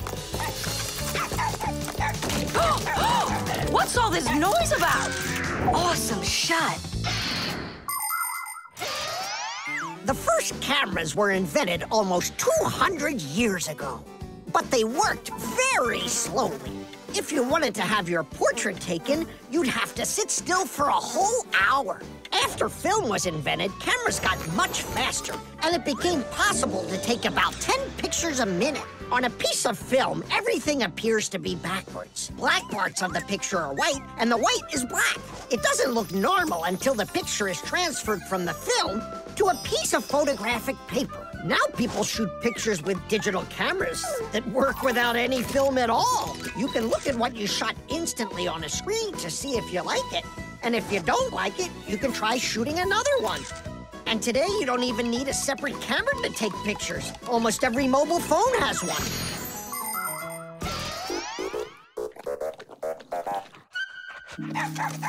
Simka, Nolik, are you in there? Hey, come out. I'll stop shooting photos of you. Aren't we friends? I'm sorry, guys. Well, your friends were almost eaten alive by a dog. Please forgive me. Want to look at the photos I took? Sure, go on. Show us what you got. We're not in that shot. We're not there either. Ha! Well done there, paparazzi. Hang on a sec. I still got another one, and you're in it. I know for sure. Look. I'm zooming in. It's impossible. I don't believe it. It's possible. But when did you have time to turn into screws? The same time you were pushing the button. When we're scared, we can change faster than the blink of an eye. You lost. Paparazzi. And what are you gonna do with your millions, Mr. Paparazzi? Would you please stop calling me that? You got it, after every one of those photos is thrown away. All right, I'll delete them. And do I have to delete this one too? No, keep it. It's a great shot. I never even saw you take it. The Manipulator.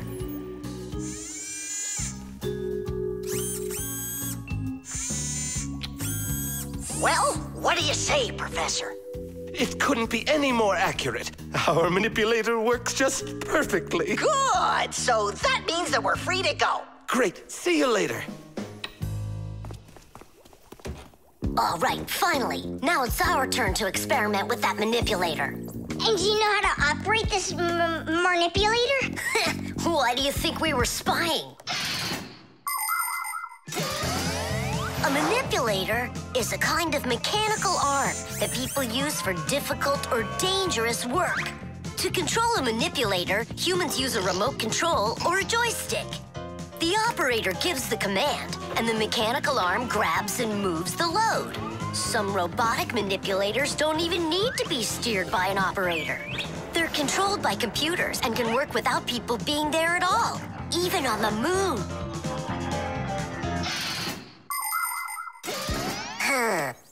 What is this button for? Uh-huh. How about this one? Uh-huh. Would you like to take a ride? Right now?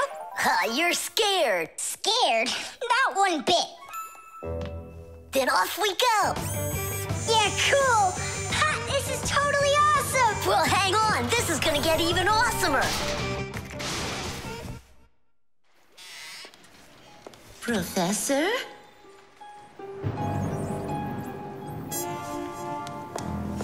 Strange. What made this ladder just fall over? Ah!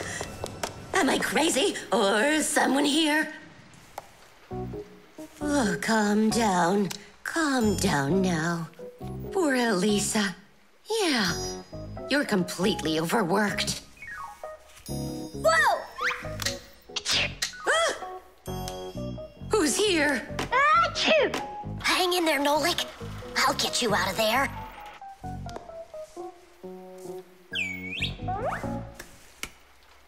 My compact's gone. Oh dear, what's going on? Ah!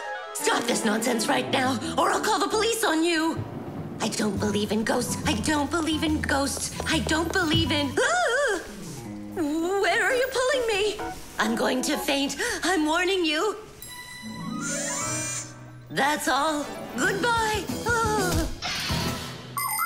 Throughout the world, humans use manipulators for all sorts of work. In factories, manipulators are used to lift and move heavy loads. They can also hand out the parts needed for assembly or even attach these parts themselves. In hospitals, more precise manipulators are used by doctors to help perform operations. Manipulators are also used in places where the work is simply too dangerous for people. For instance, where there are deadly chemicals, or places where humans can't get to easily, like somewhere underground where there isn't enough space to move, or deep under the water. Or in outer space where there's absolutely no air to breathe. So you see, mechanical arms are helpful in all sorts of places where humans are unable to reach things with their own arms. Hang on, Nolik. How can I get that thing open? Ugh, I got it!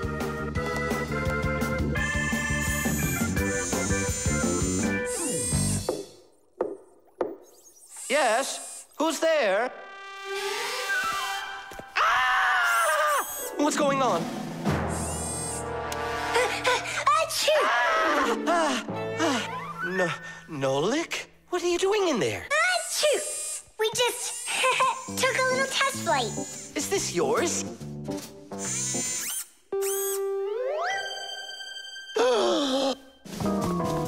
Elisa! Elisa! Professor, you genius.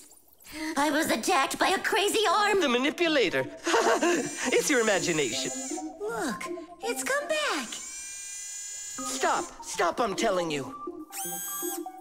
Professor, you genius. It heard what you just said. Calm down, it's okay. It was a little malfunction, but I took care of it. You are just astounding. And don't think that I'm through with you. With me? With you? No, with the manipulator. Let's go, Elisa. Yeah, let's go, Professor. Great job, Fire. And why fire? Achoo! The baby monitor.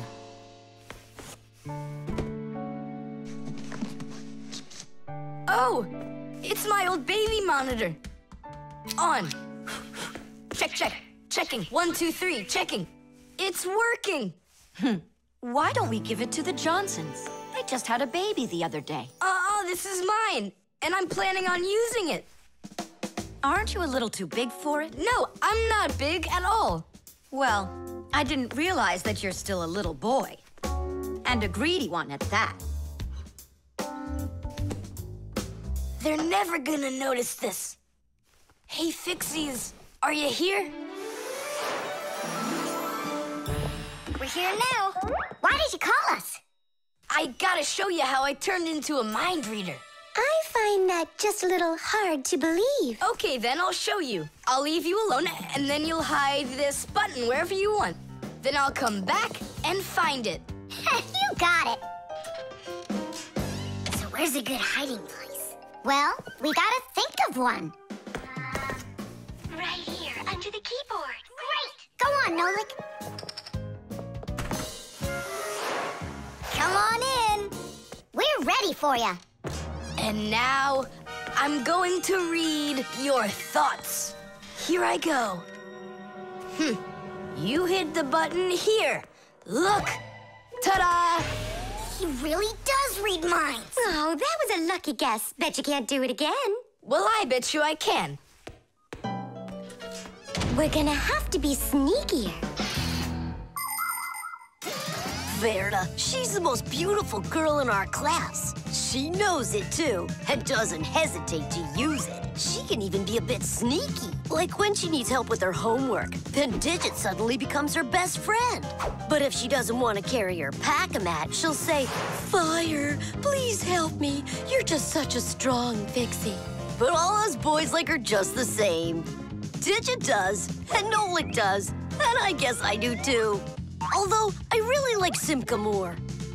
Or maybe Verda. Or both of them. I haven't decided yet.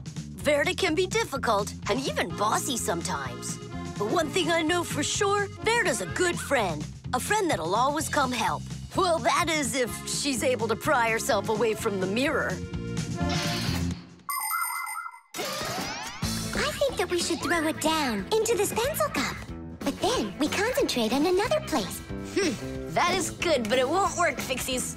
Come on in.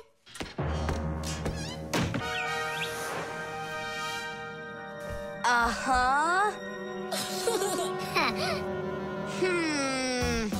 Aha! It's in here. Tadish? Simka, were you thinking about the cup? No, I swear. And my mind was blank. Then who did, huh? Uh-huh. Tom Thomas, what do you say we go again? As many times as you want. Shh, I know how he's been doing all of this. It's a baby monitor. That's how we can hear what we're saying. I don't get it. A baby monitor helps parents watch over their babies. The system has 2 units that look like wireless telephones. The parents keep one of the units by their side and put the other one in the room where the baby is sleeping. If the baby suddenly wakes up and starts crying, the unit in the baby's room will pick up the sound and send it by radio waves to the parents' unit. Mom or Dad will hear the crying and go and comfort their child. And so he's listening to us now. This time I know what we should do. We'll hide it under the globe. Ooh. Go on. Uh-huh. Aha! Huh? Where is it? If you read our minds, you'd find your button under the baby monitor. You tricked me. That's really not nice. And spying on us is nice, you think? I'm sorry, I just thought it'd be fun. Well, anyhow, Tom Thomas, you're too old for this thing. Unless, of course, you still need it. I'm not a baby. I was just, checking it. I'll go and give it to Mom. Mom, I'm not greedy. About what? Let's give this monitor to the Johnsons, and this car is for their baby boy. I don't think that baby's big enough yet for your car. So what? Soon he's gonna get bigger and become a big boy, right? Like me. The Ecotester. Are you ready to see my new invention? I just can't wait to show you what it does. Whoa! What is it? An Ecotester. And what is it for? This device lets you check vegetables or fruit, so you'll know if they're safe to eat. To grow apples, tomatoes, or melons faster and bigger, people add chemical fertilizers to the soil. But there's a problem if too much of these chemical fertilizers is used. When there's too much of them, the harmful chemicals get inside the fruits and vegetables, and that makes them very dangerous to eat. An Ecotester is a special device that quickly shows how much of these harmful chemicals have gotten inside of the food. And if the reading is too high, that means you shouldn't eat it. As you can see, the Ecotester shows that this apple is good. Well, let's see. Look, this one is safe too. Ugh, it's not interesting this way. These apples are all safe. Now let me take this delicious apple and, make it bad. We will inject this apple with a harmful amount of nitrates. How come? What do you mean, how come? So we can see how the Ecotester works.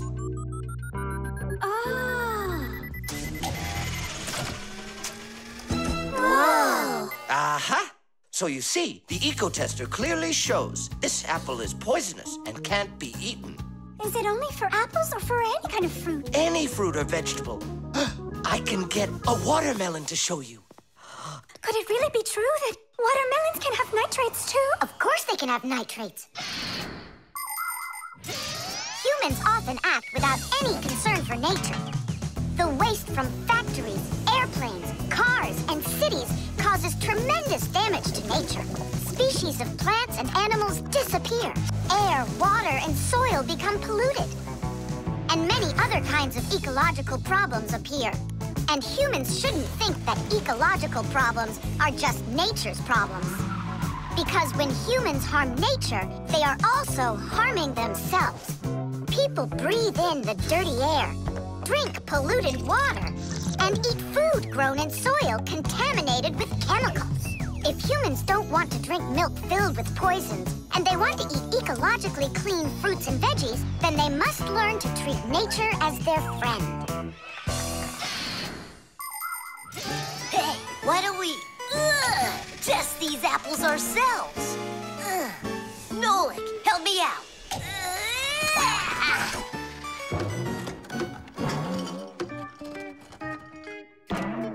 Oh, it rolled away. I don't care. That apple's poisoned with nitrates. Oh, apples.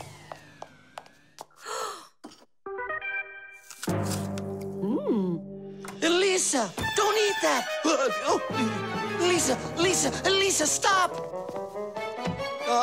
Please sit down. What? You bit into it?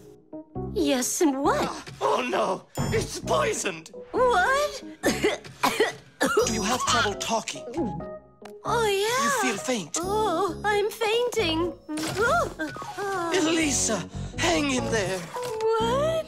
There's no poison in that apple she ate. Oh, my assistant. Oh, no. I've poisoned her.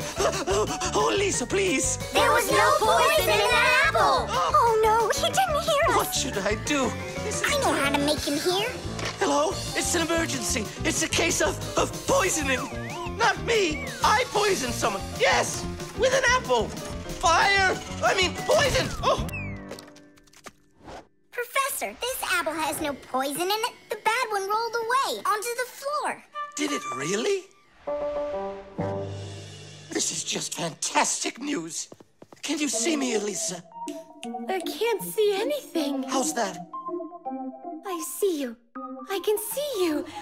I can see again. I have great news. There's no poison at all in this apple. Are you sure? It's perfectly fine. Here, take a look. The Ecotester shows that there are no harmful chemicals inside. It's wonderful news. This is one excellent apple. And nutritious. This appliance of yours is simply wonderful. Now she'll say he's a genius. Professor, you are a genius.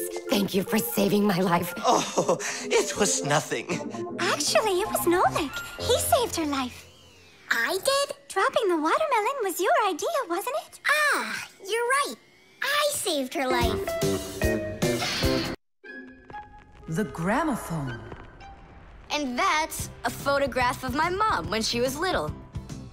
She sure looked happy, didn't she? Because parents were all happy when they were children. But then they grow up and start getting all gloomy and as boring as can be. Oh, what's this, do you know? A song about a screw? It's total nonsense. Nonsense? It's about a screw, which means it's practically about Fixies. Why don't we listen to it and find out? If it's good, we can all dance together. How do you listen to this thing? Like this? Why don't we try to use the player? We won't fit in there. Look, right here it says Gramophone record. See? So we need to find a gramophone player. Find what? Let's go to Grampus. Grampus, we found a song about a screw we want to hear. We're looking for a player for a gramophone record. Ah, I understand. What you need is a gramophone. A gramophone is an old appliance that was made for playing back sound that was recorded onto records. If you want to turn on a gramophone, you need to turn the handle to wind up its spring. The spring makes the record spin. Then, a needle is placed on top of the record, and as it moves through the groove on the record, it shakes a little, which makes a diaphragm, a sort of mini drum skin, start to vibrate. The big horn of the gramophone then makes the sound louder, and we hear a voice or music. The most amazing thing is that a gramophone doesn't have an electric motor or any electronics. That's right. You don't need electricity for a gramophone to play back the sound that's recorded on a record. That's because a gramophone is an entirely mechanical wonder. If you want to know, there is a gramophone in the office of Tom Thomas's dad. It's on the desk. Great, let's go. Thanks would be nice.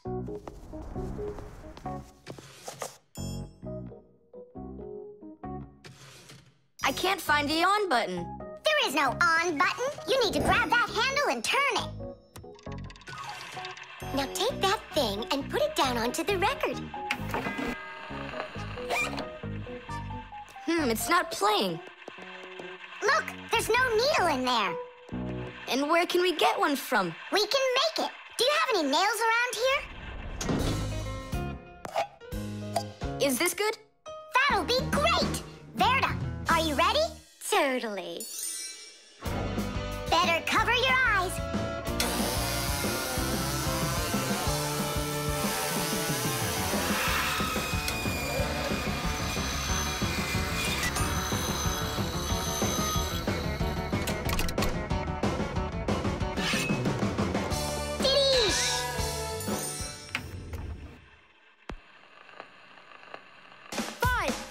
It's working, listen. A little screw went for a run, and now without this little part, everything just falls apart. If you think a screw is nothing, take it out, but just beware. Everything will break without them, with no little screws in there. The bulldozer was a strong one, until there was a thud. And then the mighty giant fell straight into the mud. 5, 4, 3, 2, 1, a little screw went for a run, and now without this little part, everything just falls apart. If you think a screw is nothing, take it out, but just beware. Everything will break without them, with no little screws in there. If you think a screw is nothing, take it out, but just beware. Everything will break without them, with no little screws in there. Tom Thomas, what's that music playing? It's a gramophone record. Gramophone? I thought it was broken. We fixed this old... not we. I fixed this thing. Really? What a wonderful boy I've got. Other kids are breaking things, and you fixed them. What do you say we play that record once more? I used to love it so much when I was little. The mighty crane was working until there was a pop. And then the mighty giant gave out and lost its top. 5, 4, 3, 2, 1, a little screw went for a run. And now without this little part, everything just falls apart. If you think a screw is nothing, take it out, but just beware. Everything will break without them, with no little screws in there. If you think a screw is nothing, take it out, but just beware. Everything will break without them, with no little screws in there. Tom Thomas's mom really dances super. Yeah, she knows how to have a good time, even though she's a grown-up. If you think a screw is... The airbag. We're gonna be late. We'll make it.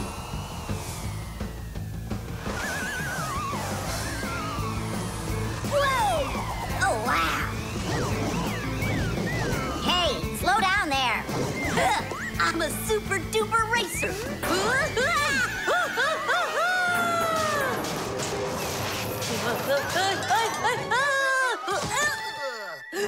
Well, Fire. Again, risking your life. And super racers like me can always count on luck. You know, Fire, counting on good luck is stupid. It would be better if you would keep your mind on safety. Actually, today, Professor Eugenius has something really special to show us. He's going to be testing an airbag. What's that? Ditch it. Explain it. Everybody riding in a car has to wear their seatbelt, because if the car has to stop quickly, the belt will hold the person back. But there are times when even seatbelts don't give enough protection, like when a fast-moving car crashes into something. When that happens, the driver and passengers can be protected by an airbag. You can't see them when they're folded up because they're hidden, but if the car is in a crash, the airbags blow up very quickly, and the person bumps into the bag instead of banging into the steering wheel or flying through the windshield.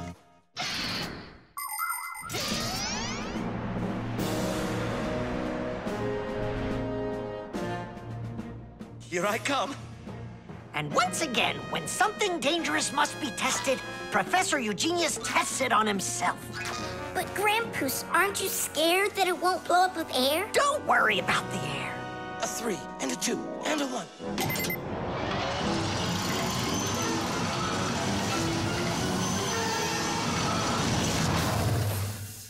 The airbag filled up in an instant. Did you notice? Yeah, but how does it do it?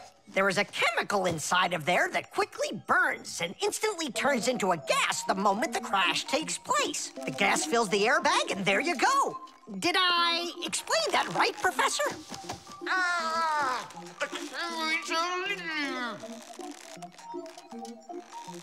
We've got to get him out. Stop! We'd better call for help.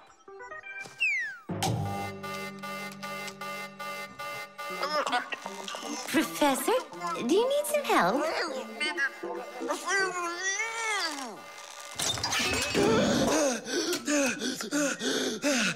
Thank you, Elisa. Sorry to take you from your work. You're free to go. Professor, how did you manage to press the button from way over there? I managed to hit it on the fly. You are just astounding. To keep small children safe while they're riding in a car, they must be buckled up with a seatbelt inside of a special booster chair. But kids also need to be careful when they're riding a bicycle, skateboarding, roller skating, or riding a scooter. First of all, it's best to keep off of roads where there's too much traffic. Second, put your protective gear on. For your arms and legs, wear elbow pads, gloves, and knee pads. For your head, wear a helmet.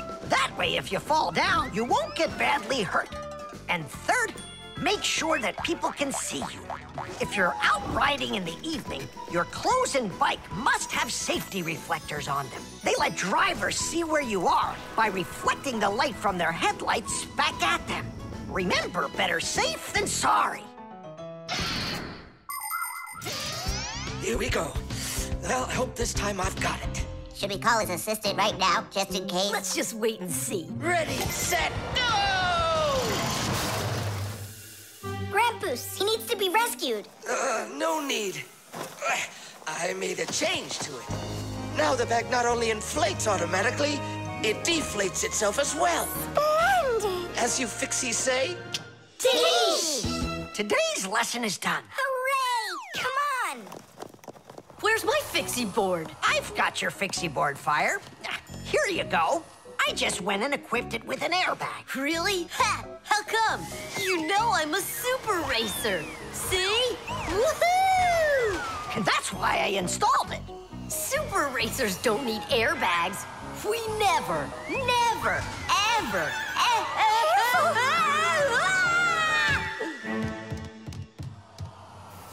Oh, wow! Is that airbag cool or what? It's a very original design he used there.